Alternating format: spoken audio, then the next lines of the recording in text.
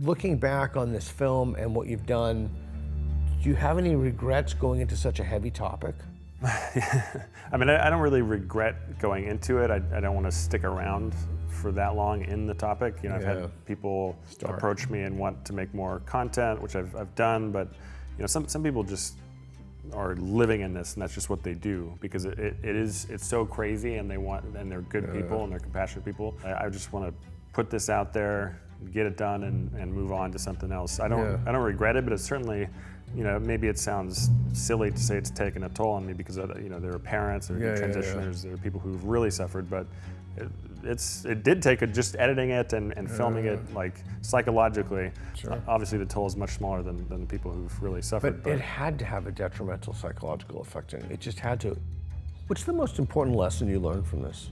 It's actually more of like a reminder that no matter the topic, when it comes to issues that are identity-based, people on both sides can really be blinded by their own association with the identity and their obsession with needing to be right. I mean, the whole reason I make any of these films is to get people to think more deeply about what they believe to make better decisions. I was disappointed to find that there was so much infighting and so much of a civil war between people who ostensibly, I mean, they might agree 98%. We don't want to castrate children, you know. but then they have all this infighting and all this just nonsense and noise that just, in my view, detracts from or distracts from, you know, accomplishing the goal of stopping those horrible things. I think that should give us courage. Exposure to other people's perspectives. Moving us in a good direction. Travis Brown, you've gotten yourself into quite a bit of trouble. What have you done to get yourself in such trouble? Well, I'm trying to just make some films, make some documentaries, and no matter which topic I choose, I seem to wade into some kind of controversial territory. So now I'm making a series on, as you know, gender identity ideology, or gender, you know, the trans movement. And the main area in which I'm getting in trouble, surprisingly, is not from trans activists, although there's some of that, but I chose to put Buck Angel in the film. We're both friends with Buck.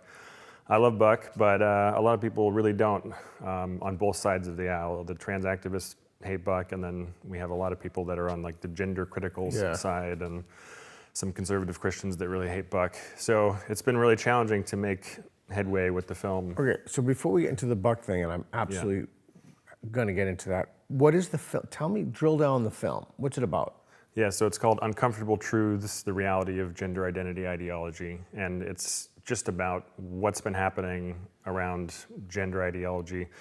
It lays out a little bit of the history. I don't go too deep into the history of it, but it's about the present manifestation of the trans movement and what's happening to kids, what's happening in women's only spaces, that sort of thing.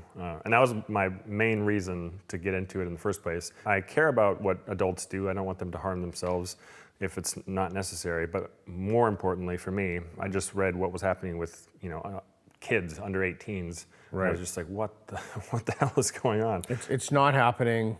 Right. It's happening, but it's a good thing. Fuck you, Nazi. I think that's the kind of it's trajectory. It's insane.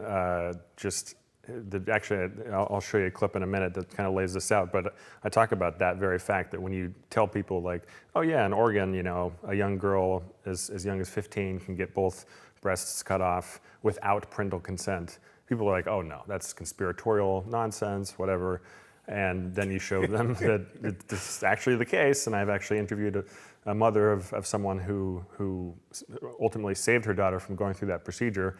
It was, you know, a really scary thing for her, but no, it's clearly happening. And then they say it's a good thing it's happening. Yeah, as soon as they see that it's actually happening, well, I think it's so horrifying and so shocking to them even that they're like, oh, well, I mean, if it's happening, then obviously doctors are doing it, so obviously that's it's a the good other thing, doctors are doing it, right? Yeah.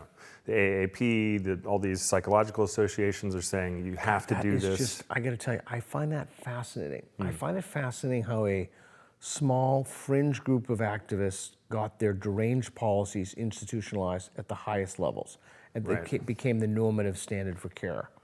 Yeah, it's pretty fascinating. A lot of that comes from. Oh, hey, Nora. A lot of that I comes need someone from, to look at me like she looks at you. Yeah, a lot of that comes from WPATH. Beside Reed. He sits on your lap. And Yeah, go ahead, sorry. So yeah, a lot of the activism that goes under the auspice of being official, guidelines is from WPATH, or the World Professional Association for Transgender Healthcare. That started as the Harry Benjamin Foundation, and they were interested in how to help people with gender dysphoria. I don't think that term existed back then, but then quickly activists really just took it over, and you could argue activists sort of started it, but activists definitely run it, and they have just bogus lines of literature, as you're very well aware, and they just push this on people, and they're sort of like a self-proclaimed authority on trans health, and basically everyone listens to them. They don't question it. They just say, "Oh yeah." It's so fascinating, and we're going to talk to Mia Hughes about that. That's just so fascinating to me. Okay, so remember we went out to that Irish pub place, and you were just super bummed about this. Remember that after jiu-jitsu one night? Oh yeah. In Right. Portland, and then you were just super bummed. And normally, if like I talk to people and they say this is just like killing me mentally, I can't do it anymore, I would say don't do it. But I told you the opposite. Like, you have to do this because this has to get out. I mean, it's just the consequences of this not getting out are utterly, literally life devastating to people. Yeah, and it just brings up another. It's just hard for me not to reference these like far left feminists or the gender critical people who. It's just so irritating because they're like, oh, who is this guy talking about this stuff? This man telling women what to do. Oh, yeah, they participate in the same thing, right? Yeah, I mean, and I'm not telling anyone. I'm not telling them how to police people's language or whatever they want to do. I'm a little shocked at how some of those people behave, but I don't have to do any of this. I don't have any like family members that are trans identified. I don't have any dog in the fight other than I see this deranged cult-like mentality occurring, and I want to help wake people up to it and stop some of the harm that's being done. I'm not proclaiming any authority. I'm not Matt Walsh saying I started a movement. I'm not doing any of that. I'm just saying there's a problem, and then I'm getting attacked for ridiculous things. Even I'm not going to mention the guy's name you just mentioned, but even then, those are just conspicuously ideological people. Like the film is. To me, it's not at all an ideological, not even to me, it's just not at all ideological. It's like you have experts, they talk about it. Oh, here's what I want to ask you. So did you try to get people from WPATH on? Yeah, so I did try to get some people from that side. I had one therapist who is connected to, I don't think she's involved with WPATH directly. She might have done some work for them. I forget her name, but she lives in Oregon. And I actually had a conversation with her. I told her what I'm trying to do. I said, I'm happy to get your opinion. I'm not trying, again, I'm not Matt Walsh. Like, I'm not trying to trick you. Right. But then as soon as I said any of the other people's names in the film, like Helen Joyce and Stella O'Malley, she's like, oh, well, that's really one-sided. And I was like, well yeah. That's right. That's why I want your opinion. Right. And she said she'd think about it, but they never got back to me. Well, of course not. Of course not. So you tried, and when we were at WPATH, I invited all the people from WPATH, anyone from WPATH, to come and have a conversation with me. Right. We sent them an email, and I invited myself, and this is not my area of expertise, to go there. No dialogue, nothing. Yeah. Just no dialogue. So that's unfortunate, but I've always found that fascinating, because if for anything else, people would clearly go like any kind of expertise, like jiu-jitsu or golf, physical expertise, people would say, sure, I'll talk to you about it. This is why we stay on top when we do an armbar. I mean, whatever. Yeah. Or any I spoke about jiu-jitsu again, but like any other thing, like someone who had any other medical thing too. Yeah, like totally. Yeah. Why do you put a stint in at this week's, and why do you lay people off blood thinner when you get an operation? I mean, like anything, you would give the reasoning behind it. Right.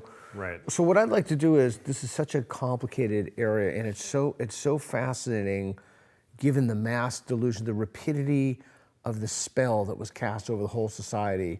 I would like to, we've queued up some clips. I'd like to watch those clips with you, please. Yeah. Let's play that. All right.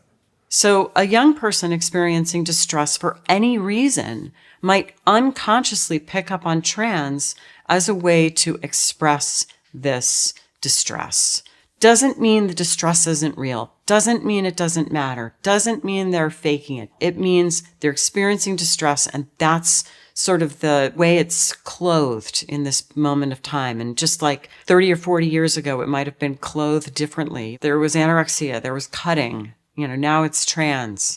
Should be taken seriously, should be met with compassion, but should it be taken at face value and medicalized? I don't think so. Every step that I took deeper into this subject made me realize just how dark and depressing it really is. The people who adhere to this ideology supposedly want to protect kids, and the way that they do that is by offering them a variety of medical interventions for psychological distress that will permanently alter their bodies, and often leave them sterile. When outsiders first hear about this, they refuse to believe that it's happening. But we do have some data on this. Komodo Health gathered data from health insurance claims showing an increase in kids being diagnosed with gender dysphoria. They also showed the number of kids under 18 who were put on puberty blockers, as well as the number of kids who've done hormone replacement therapy. Their data even show the number of top surgeries or double mastectomies performed on children. The numbers are very likely higher than that, given that people often crowdfund or simply pay out of pocket for some of these things. But it's just absolutely astonishing to me that we have doctors who think it's perfectly reasonable to cut healthy body parts off of children. Not only that, but they're not even considering the fact that we have something called rapid onset gender dysphoria, and that's when young people suddenly start identifying out of their birth sex without any previous signs of gender distress. There's just so much there. Yeah. Talk to me about that, because I have... Well, yeah, as we were talking about earlier, people just deny it's happening, but there is data on it. Reuters did a story on it. Well, we have the unequivocal testimony of detransitioners too. Yeah. So we have multiple data points, independently corroborated. It's happening. Yeah, and then there's the Cass review that came out not too long ago. Hillary Cass, that's right. And there are more coming out, I believe, in Australia and other places. And so it's clearly happening. And then the question is, well, is it a good thing? Well, they'll go from denial to it's a good thing to being mad at you, right, to being upset with you. Yeah. Okay, so let's just be clear about this.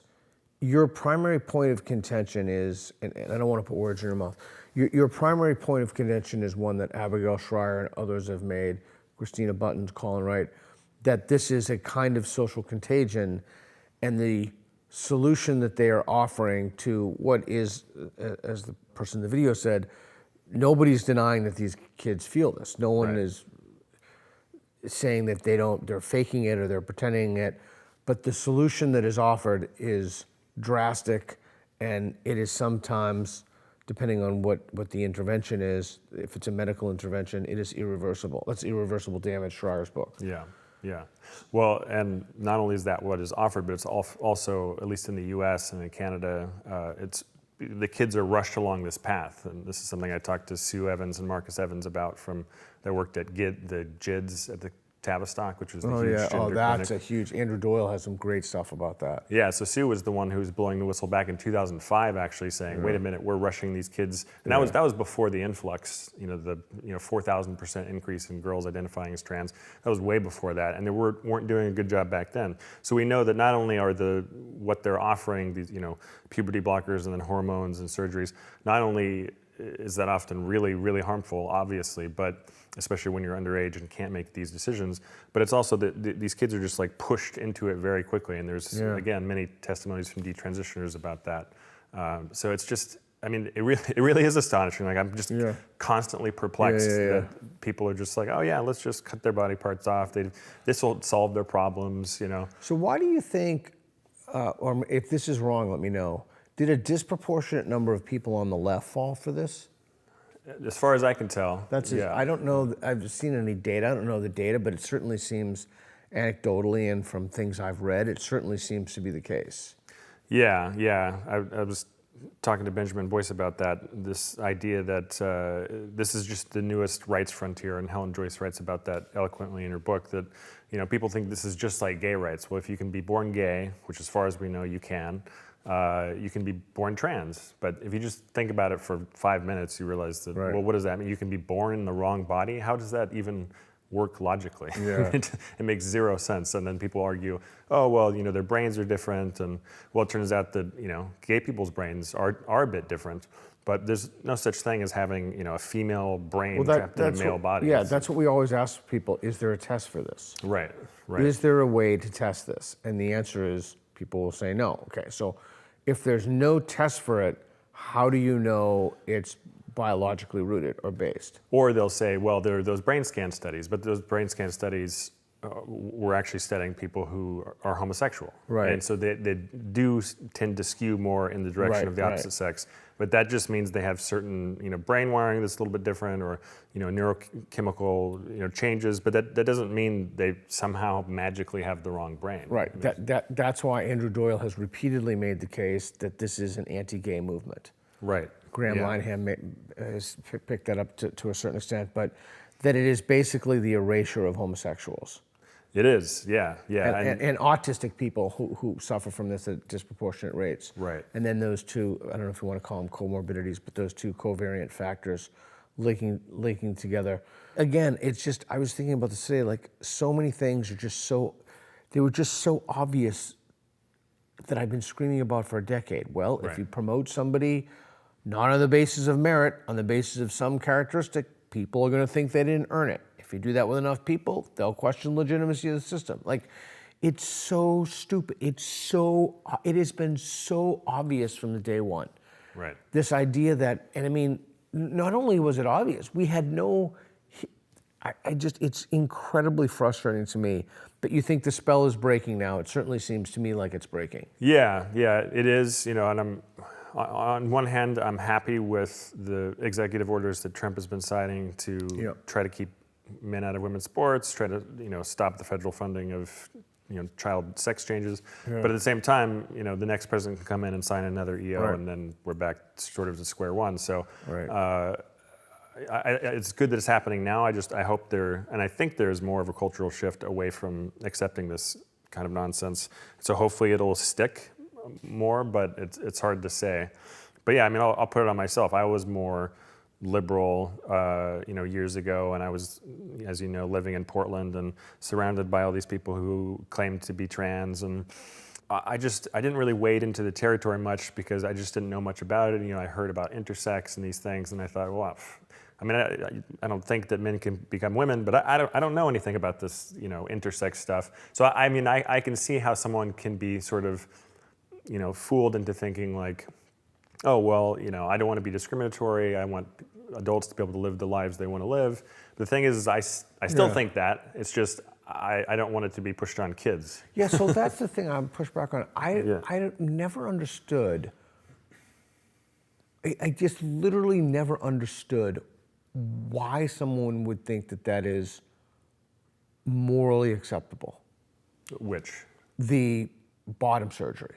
You mean in general or for below 18? Well, my below 18. When my son, when he wanted his hair colored when he was 17, he needed permission. Right. He needed permission to get his hair colored. Right.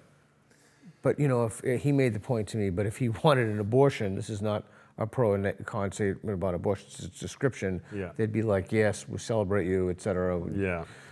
There seems to be something deeply wrong with people who think that removing a child's not even wrong, just doesn't be creepy and just perverse and grotesque. Yeah, and just like the worst kind of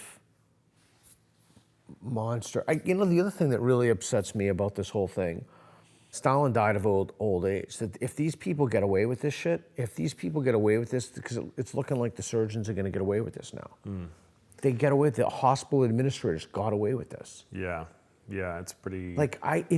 It's just these people should never see the light of day. They should be in prison for the rest of their lives. Yeah.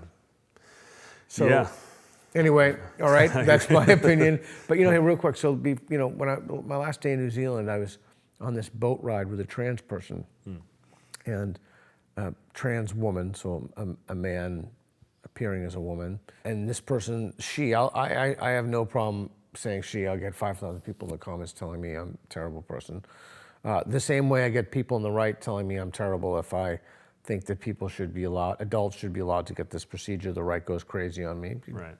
Do whatever you want to do as an adult, as long as you're not hurting anybody else, as long as they're consenting. But it was interesting to me, this person was really happy. She said about her surgery in Thailand that she went to. There is something fundamentally different about an adult and a child. There's something fundamentally different about someone who's capable of making their own decisions about something, like medical decisions, no matter what it is, cancer, any kind of invasive treatment. Yeah. But people don't distinguish that. I've been thinking a lot about people also, there's something in the mind that can't distinguish between legal and illegal immigrant. These categories are different. Right. It seems to me it's pretty clear, at least in the United States, that age of consent for most things is 18. Yeah. Alcohol is 21. Right. But yeah, and that was my argument to you when we did the street epistemology, was that I thought the age should be a little bit higher when you're doing these really, really drastic, taking hormones is one thing, but like bottom surgery. Right. In my view, like, we know the brain's more developed at around 25, the prefrontal cortex is more fully developed around 25, 26. So it seems to me to be just somewhat reasonable to say, hey, wait a minute, I know you disagree, but yeah, nothing I feel else like, is 25 in the society. renting a car is, but most things are not. That's 21. It's 25, yeah. Well, I keep hearing that argument, 25 brain develop. I haven't seen a single study for that. Oh, really? Yeah, I don't know if that's just something that's out there or if that's I could be wrong, but I'm pretty sure I've read that. It's been many years, but Yeah. But yeah, the other sort of issue behind it, as I said, is that doctors push this, and there's an ideology that pushes this. That's the problem. So that's also the problem with you saying, well, why don't they undergo counseling? Well, the whole practice is ideologically captured. Yeah. So they can't. So that's going to make the problem worse. Right. We've been through a period in the last decade where literally every institution has been ideologically captured. All of it. It's all corrupt. Yeah. So then it becomes even more difficult for even, especially young adults, to make these decisions. Yeah. But I have another clip that features both Helen, Joyce, and Colin Wright, a biologist. Excellent. So I wanted to show that to you. Some animals, famously clownfish, can actually change sex. Some animals have both male and female parts. They're hermaphrodites, like worms. But all mammals have all the male parts in one group of individuals and all the female parts in another group of individuals. So I have no male characteristics, and a man has no female characteristics, and we can't change sex. No mammal can. And that's just basically a fundamental fact. It's an evolved fact about the species that we are. So it's so strange to think that this is something that you could co-opt to being something about identity. But that's what they think. They think that the biology either isn't real or is unimportant, and that what you say about yourself is the cardinal fact. Many people on the left will say, well, no one actually believes that. No one actually believes that biology or biological sex is not real or is a social construct. Is that true? That is not true. So I still get that today from people saying that I'm just misinterpreting them. They're actually talking about gender being a spectrum, not sex. But then when you just, push them a little bit more, they'll get them to admit things like, well, sex and gender, they're completely intertwined, they're inseparable. Or they'll just say both sex and gender are a spectrum. And also, if they weren't denying the reality of biological sex, we wouldn't get things like people who are unambiguously male, like Leah Thomas, competing in female sports.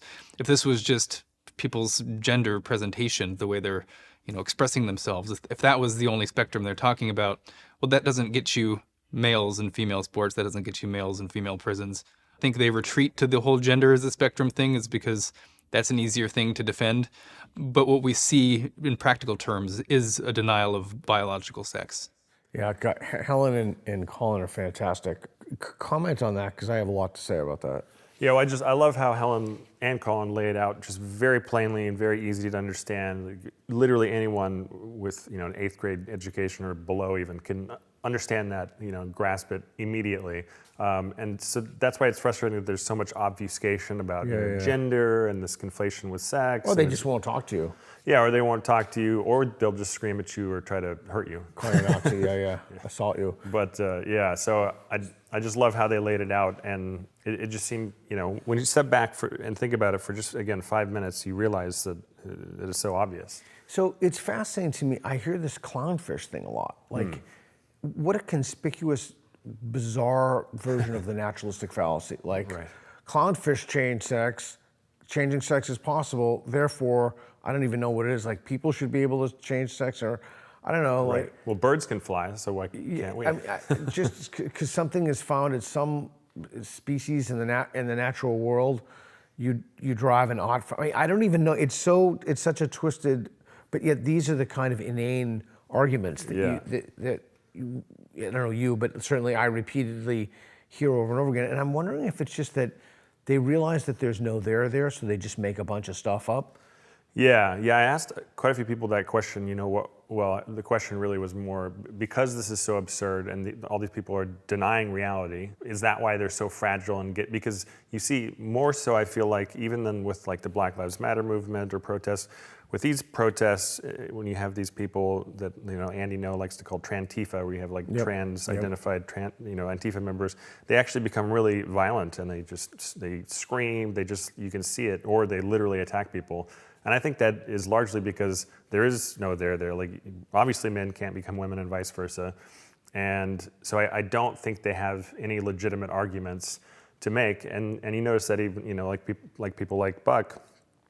Buck acknowledges that Buck is a biological woman, but likes to identify in this, and appear as a male, and yet, I don't know.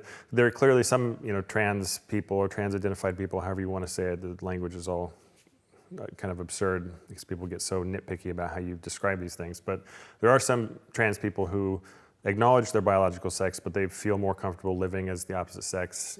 Some have surgery, some don't. But these, what these people do as adults is. I just have no problem with it. I don't know why anybody would have a problem about that. Yeah, I mean, so I think that there are women who are incredibly upset about the idea of a man in a dress, for example. Right. Like rad Gen films. Spec. Yeah. I was thinking of Phil. Yeah. And there are women who will give just not even any count, but I don't know, that seems to me, and not that you should accept this, but it seems to me to be a violation of a basic liberal principle. Like people can live any kind of life they want, just don't interfere with it. Maybe, I don't know, maybe that's a kind of libertarian impulse I have, but I don't know but that survives a kind of version of the outsider test for faith. In other words, people looking at it from the outside, they would want to live any kind of life they want, so no one should interfere with their lives, or their bedroom habits, or again, providing they're consenting adults, you should be able to do whatever you want to do. Yeah. I mean, I think I pretty much agree. I mean, I think their arguments are something like, oh, it's a slippery slope, or, obviously some people who are identifying as women when they're men, they want to force themselves into women's changing rooms or women's bathrooms. But obviously some people like Phil don't do that. Right. So I'm not talking about those people. Like, is your sense of self so diminished that somebody who has a particular configuration of cloth that is somehow injurious to you? It's how damaging something to your sense of self. Paul Graham had an excellent tweet with something like, if things that you consider paraphrasing, if things you consider your identity make it more difficult for you to think, or think clearly or think rationally, then have fewer things that are included in your identity. Yeah, I like that. Yeah, that makes sense. All right, let's go to the next one. Yeah, so I'll set it up real quick. So so this is important now. Yeah. Yeah. So this is a clip of Buck. It was actually the first person I interviewed for the series because I was searching online trying to find is anyone who is trans or identifies as trans, are they making more sense on this topic, or are they all just kind of like going off the deep end? And I heard Buck, I think it was with Deborah So and someone else, and I was like, I love what Buck is saying. He's very passionate about protecting kids from this stuff, thinks that adults should be able to do this. We have some disagreements, but it just blows my mind that according to a certain contingent of people, you have to agree on 100% of everything. They're just ideologues. Yeah, I don't know they're how else to ideologues on describe the it. other side, or not even on a side necessarily, but to another angle. Like they're just ideologues. Yeah. And so I chose this clip because I think it helps illustrate. Tell everybody who Buck is if they don't know. Yeah, so Buck Angel transitioned a long time ago. I think it was when Buck was one like of the first, right? Maybe. Really. Buck was like 30, and I think Buck is like 60 now. So it was 30 or 30 plus years ago. and has been out there, has changed his opinions here and there on this topic, but for the most part has been really consistent about like, no, kids shouldn't be doing this. Why are you rushing kids along this path? Has given a voice to many detransitioners, which almost no one else is doing in terms of trans people, very few anyways, because they always try to say, oh, it's only 1% of people who regret their transition. But Buck is like, no, and is actually pointing to the data and giving voice to all these people. So to me, and people just can't seem to wrap their minds around this, but the primary reason I chose Buck, aside from agreeing with so many of the things that Buck was saying, was that I lived in Portland. I have all these progressive friends. I'm trying to think what will reach these people. Like I'm always trying to think about that. I know exactly what you mean, yeah. And so I was thinking like a trans person would reach them. Yeah. If someone's like on the fence or they think this might be a good thing and maybe we should do it to kids, listen to Buck. This is clearly a person who has experience with this, knows what they're talking about, and so that's why I chose Buck and put him in the film. And so all right, cool. Yeah, and so that's why I also use he. Yeah. I mean, I don't. So I guess that it's just the death of nuance. Yeah. And then people on the right go crazy on me because we just can't have like, well, if someone just wants to do that, that doesn't mean that they can have access to rape shelter. Like, right. There's no. I don't know. It's that people either they can't be nuanced or everything has to be one. Like I don't. But if you don't want to call someone, I don't really give a shit what pronoun. Yeah. I couldn't possibly care less. Right. But that's what I choose to do for people. Yeah, Buck looks like a he. I've had people say, "Oh, you called Buck a man." I'm like, no, just because I use the word he Correct. or the pronoun he doesn't mean that I'm I know Buck is a woman. It's crazy. I mean, it's craziness on the other side. All right, Reed, let's do it. So, language has also been hijacked. And this idea of what it means to be a trans person has been hijacked. And I do think it's really one of the bigger problems in what's going on with what's happening in the trans community versus what's happening in the world. And why people are looking at us like we're crazy. Motherfucker, take it outside. If you want to call me sir again, I will show you a fucking sir. I apologize. Motherfucker. I apologize now. It's very entitled, it's very narcissistic. It doesn't do us any good when we start to push against people, expecting them to validate us on a daily basis. And when we don't get validated, we lose it. I've accepted who I am. The world doesn't have an issue with me. I get more hate from the transgender community than I do from the actual world of people, which says everything, because I'm not dishonest to you. I'm actually honest about where I come from, what I do, even my pornography work. I'm very honest about that, right? People don't like it, but I don't care. I'm not here to make you like me. I'm here to coexist with you, right? I want to live in the real world. Not everyone's going to like me, and not everyone's going to accept what I do. But that doesn't mean I can't be here, and I can't be functioning, and I can't be a success story on some level. See, that's fascinating to me. So people are upset. So I contacted a ton of people about the film, told them it was great, and almost no traction on it. And then I got to receive, the reason is that Buck Angel is in the film. Yeah. Now, what is their problem with Buck Angel? So the reason I chose that clip is because it starts with Buck saying, like, here's what's going on wrong in the trans community, even with adults. They need this validation. They go crazy. They attack people, whatever. And Buck is like laying out this fact that like you're going to live in tension in the real world. Not everyone's going to like you. That's fine.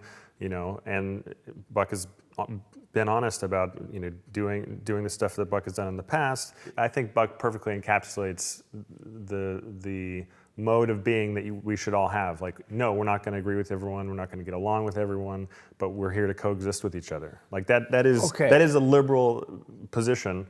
But the fact, I think there are all these like triggering things, I think, for some of these people who don't like Buck, like the pornography, the saying I'm a success story on some level. So then people interpret that as, oh well, then maybe kids should do this because they could have a successful transition. So I've had people argue with me that like, oh, well, Buck encourages young girls to transition. And I've talked to Stella O'Malley about this, and we're all like, well, no, Buck has repeatedly said that kids shouldn't do this. So, you know, maybe Buck believes in this idea that some people are truly trans and they really need these things. That's a point of debate. We can have that conversation. But whether or not kids should do it is another question. And Buck has been consistent on that point. So I'm not really sure if we can't use the PORN word, what do we say, adult films? Yeah, that's probably the best way. Yeah, Oh, okay. Buck's adult films. Okay, so he again, there I go, and I'm fine with that. Yeah. I'm fine with that. He's been in adult films, so what? So people are upset with him because he has done adult films, but none of those were with people under the age of 18. Everybody was a consenting adult. They're upset with him, and therefore they think that that everything else he says is suspect, or he can't be trusted, or he's a moral reprobate, or the arguments that I've heard. Well, so some of the people that have an issue with Buck are I would consider far left feminists. I think that's an appropriate term, and some of those people don't like porn at all. They think it just degrades women. So that's their argument. The more Christian conservative argument is they don't like any porn, so it's inappropriate. Okay, but that's okay. Well, that's fine. If nobody's telling you, at least I'm not telling you to like porn. Right. But how does that come? Is that they think that makes his pronouncement suspect because he's morally engaged in morally questionable activity? I mean, what is that? What is that? I don't know. I had this woman. I showed this episode. Did a pre-screening at a GenSpec conference, and I was heartened by the fact that it got a standing ovation and people really liked it. Right, they loved it. Yeah. But then we did a little Q&A with Evan and I, who helped me film it. And then I got this one woman, older woman, holding up her phone, showing these images of Buck, from years ago.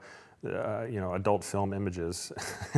I mean, but that's the other thing. It's like, that's creepy and perverted on her part. Yeah, exactly. Well, and the story gets better. So she was saying like, well, did you know that Buck has done this? And I was kind of aware because of what Buck said in the film, but I haven't looked it up. I don't care. And that's essentially what I said. I said, that's not really relevant to the film. Yeah. Like, is there anything that you disagree with in the film that Buck said? No. She like huffed out, got angry, and then started showing everyone, I learned this later, started showing everyone in the hallway what was on her phone. Like, look at this. Can you believe? Okay, that's with her. Like she has some kind of... Yeah, and apparently this person does this a lot. But and then I had another person after the film, give me a really firm handshake, this older gentleman, and he was a Christian, and he said, it was a great film, but you really need to consider removing Buck from the film. And Buck is a really key part of the film. It ends with Buck pleading with people to take this seriously. So, I was blown away. I've been to a lot of Q&As and stuff, and I've never had someone come up to me or any other filmmakers, independent or not, and say, you need to re-edit your film. And I had multiple other people in the hallway saying, oh, you should have excluded Buck, you should interview a detransitioner. It's like, well, I have interviewed a detransitioner. That's funny. That's interesting. There's an old parable about these two monks are walking down the road, and there's a typhoon, and this young woman is stuck, and she's caught by the side of the road, and one of the monks goes and picks her up and helps her and brings her to the road, and they continue on their journey. And the monk that didn't pick her up said, how could you have done that? Her breasts were against you, and you probably smelled her, and you looked at her, and she was touching you. And the other monk said, I left her by the side of the road. Like, you're still hanging on to that, right. There is something about people who are just, I don't know, there's something weird with them going on. Yeah. Well, it does remind me of some of these people that get involved with the trans movement where it becomes their identity. Like really anything where people are obsessing over their identity. Rad films. Yeah. There's a whole host of people like that, but they're so obsessed with their identity that they have to put that like in the forefront of their thinking, or it just happens naturally. I don't know. And then they think they have these causal attributions, one sole cause. Men are the problem. Right. Not like men who participate in an ideology who happen to have, like, it's always the broad, because I'm thinking of someone, I'm not going to say her name, but we both know who she is. She was at Gen Spect. I saw her and I said hi, and she, hi, Peter. But there is a kind of steeping of one's thought. And again, I think that the radical feminists exemplify that, but certainly not exclusive to them. Right. But Well, so they call this patriarchy in a dress. Which, to some, I don't like the word patriarchy, but to some extent, yeah, it is a lot of men identifying as women and causing problems, but that's not the only problem. Obviously, there are boys and girls that are transitioning. There's a whole host of issues there. Yeah, it's interesting to me. I don't know. Do you think this whole thing is gonna? I thought it was interesting in the first and the second clip. You talk about a fad of like bulimia or cutting, or now this is another fad. Who knows what the next fad will be? Do you think we're seeing the end of this with the exposure of WPATH, with well, particularly with President Trump's executive orders, and people are just sick of this shit. They're just absolutely sick of it. I mean, I was sick of it 10 years ago, and they just woke up to it last year. Yeah, no, I think so, and I hope so. Lisa has a great bit in there, the psychotherapist, about this distress manifesting in different ways, and this is just the current incarnation of what's going wrong in society. So yeah, I mean, there may be some other derangement that happens that takes people over, but as I think Helen said, I think it was to you, that some people will sort of never let this go, until they die, because they've transitioned their children. They've done the worst possible thing they could to their kids. Yeah, so, I think it will fall out of popular favor. I don't know when, hopefully soon, but, some people will be dealing with this their entire lives, whether they're people who transition and regret it, or people who, whose parents, if they're parents, they suggested that their kids go through this, or they were tricked into thinking this was a good thing, and just people who've supported it and, are just so blind to all the obvious reasons why this is a bad idea to rush children along this medical pathway. Some of those people will just stay in that position, or as you've said, they'll just deny they ever believed it. And Yep. They deny. Never believed any of it. I never. So, do you find? And you've talked to a lot of people, and you've done a lot of work. Do you find Christians are less susceptible to this derangement? Usually, I think so. I mean, I don't really have data, just anecdotes, but it seems like the more liberal the city and the more liberal the church, the more likely the Christians will go along with some of it. You see, drag queens at church. Not that that's necessarily trans, but sometimes it is. But then you see them with, like in my old neighborhood, trans flags, progress flags. And then it says, everyone's welcome, and they've got the colors and everything. So some Christians are susceptible to it. People often, a lot of Christians will say, well, Christianity is the thing that will save us. We just need to get back to it. And then I'm like, well, what about all these churches that are already putting this forth, and all the Christians? Oh yeah, did you see the video of the pastor who said that they don't want to use the word savior because it's offensive to some people? Reed, we're going to put that in. I've seen that, yeah. Yeah. You have or have not? No, I don't think so. It's crazy. Okay, so I want to go back to this idea. Sorry to ask you to put yourself in this uncomfortable headspace. Maybe it's less uncomfortable for you since you're not a parent, but you've done, as Helen Joyce says, the worst possible thing you can do to your kids. Right. You've sanctioned and facilitated the mutilation of their genitals. You've made them not definitely, but almost definitely lifelong medical patients. Behind that whole thing is, while this has been going on, you haven't been getting them the care that they need. Or maybe they don't need any care, they just need to just kind of wait it out and, just puberty. It's puberty. Yeah, go outside, get off your devices. Okay, so I'm trying to put myself in that headspace of that. And as you know, this is one of the things that radicalized Elon Musk. Yeah.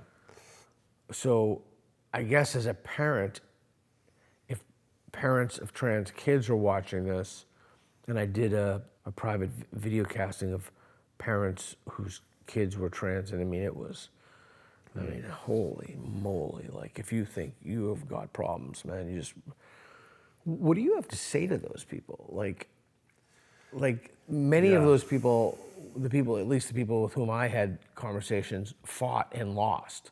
They fought and lost. They felt powerless in a system. And I think, if memory serves me correctly, we went around the room real quick and introduced most of those people, if memory serves me correctly, from California. Interesting. Gavin Newsom's California. Right. Yeah, well, there are the parents who are against it, like you said, and are trying to fight against, And they lost. Yeah. So that's particularly devastating, and those stories are really heartbreaking. I think thankfully there are great organizations out there that provide support and connect parents, like PIT, which is Parents with Inconvenient Truths About Trans in the U.S. There's one in the U.K. called Our Duty. So I definitely recommend people check We'll put those out. We'll put those in the description for people if they want help. And they also have GenSpect. Yeah, of course. GenSpect does a lot of great work. They help detransitioners. They help guide parents along this. They're putting out guidelines for people. But yeah, I would say finding a community of people who've gone through something similar. And then for the parents who've done it and maybe regret it, or who went along with it originally, I would say that for the most part, I'm sure that a huge percentage of them are not sociopaths and not psychopaths. They were just caught up in the moment, misled. And really the first thing those people have to do is sort of forgive themselves. First realize what they've done, but then forgive themselves, and then acknowledge what they've done. Yeah. Take responsibility, because to a certain extent they really are epistemic victims. Right. The medical community is telling this. The society. Everyone's telling you. Yeah. Everybody's telling you. Your friends, your family, and we know someone who's, I think her sister-in-law. She basically lost her whole family. They won't speak to her. Right. Yeah. That happens a lot, unfortunately. But well, I think that's great advice, but I have my own advice. My advice is, yes, it is true that they talk about power games and power knowledge and language and change language, but there is a lingua franca. And that is lawsuit.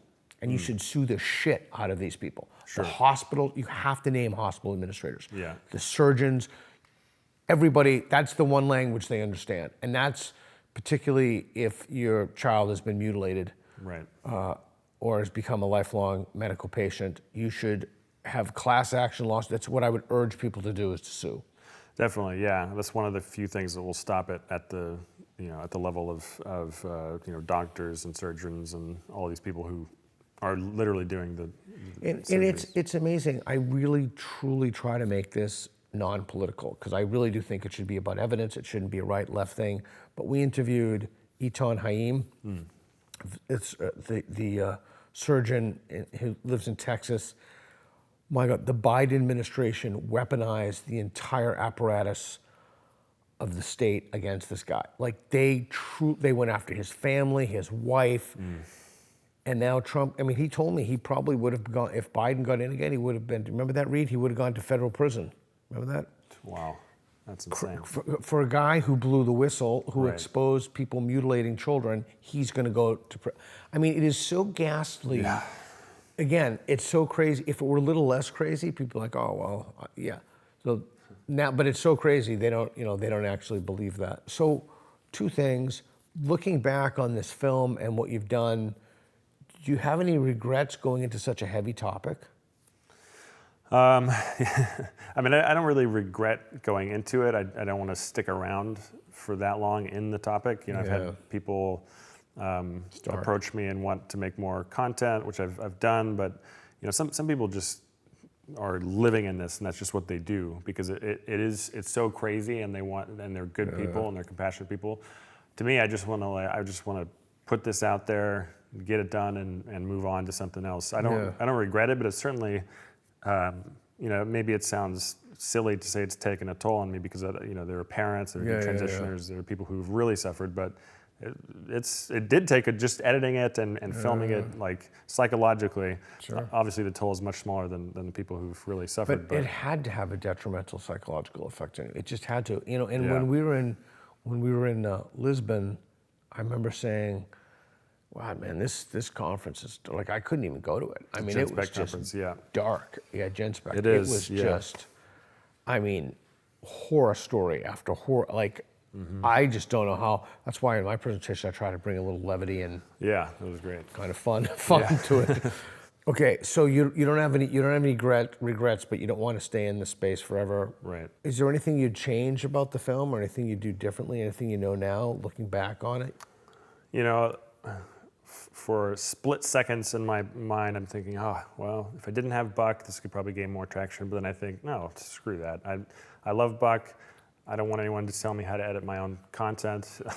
You know. Yeah. So you have integrity. I'm not going to kick Buck out of the film because it's not going to gain traction. And then a woman that you connect me with suggested, you know, you really shouldn't care about what the gender critical, the radical feminists think about this anyways, because they're just an echo chamber. So Totally. having them promote it, it's not who you need to reach. So she really echoed my original sentiment, which is the people I want to reach are the people who are maybe on the fence or maybe agree with some of this, but will listen to somebody like Buck. So no, I don't think I would do anything different. You know, I wish I had maybe a few more interviews with doctors, but that's about it. Yeah, maybe I shouldn't have called all the radical feminists and, you know, said that they were acting in a retarded manner, but they were in a video with Stella. But you know, call it what it is, man. Call it what it is. Yeah. So you did the woke Reformation, and then Uncomfortable Truths. You have another film before that, but documentaries. What do you want to do now? What's next? Well, I'd like to finish the film we've been making with you for years. We just got derailed from that, but I'd love to finish When in Doubt, which is about, you know, loosely based around your book, How to Have Impossible Conversations. So I think that's more timeless because no matter what the topic, people will have difficulties, contentions. So I'd love to finish that. And then hopefully from there, I mean, at some point I would love to get back to fiction, make, you know, fictional sci-fi or something, something not political. But yeah, you know, I when I'm scrolling X, I see these situations that escalate rather dramatically. I think to myself, like, I just cannot fathom that happening to me. Not like I'm like some great superpower or anything, but like just the fact that people immediately go to the drama, or the fact that people immediately go, and I understand that about this issue, people are, I mean, I truly understand to the extent that I can understand, particularly think about, you know, women's kids and how just utterly enraged that I would be that if I were duped and hoodwinked, right, especially if it were for money, not for ideological reasons, but for people who did that for money. Yeah. So I mean, I'm kind of thinking to myself, like, again, thinking about people watching this, saying, "You are heard. We hear you. A lot of people hear you." It's an almost impossible situation, and I think the way to discharge that frustration is just to sue. Yeah. Yeah. No, I agree. Yeah, unfortunately, there are a lot of, you know, consent forms that people sign beforehand, and so it's difficult to get around that. But there are, it was based on something that was a lie.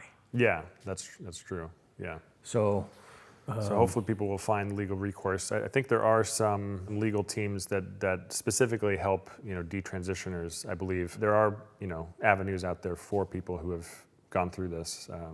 What's the most important lesson you learned from this? Most important lesson? That's a good question.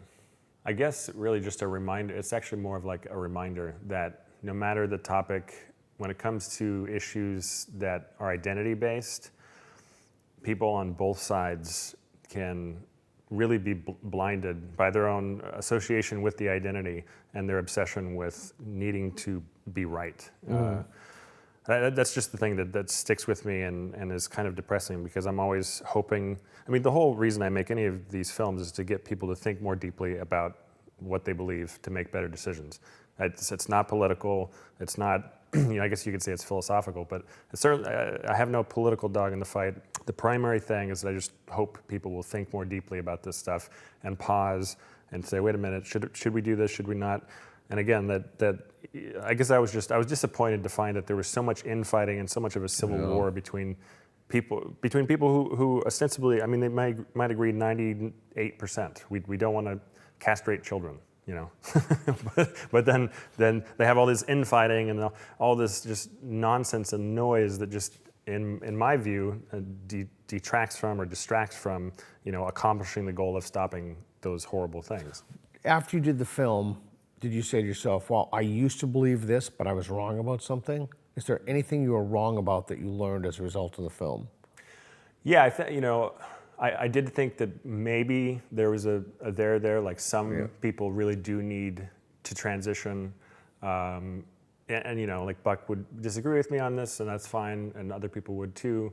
But after interviewing all these therapists and all these psychologists and people like Helen and reading so much about it on both sides, it seems to me that the conclusion I've come away with is just, there has to be another solution. Just like the people who want to cut off their limbs, it's a very small number of people, but that's another thing that happens. And I'm convinced that there is a solution for people.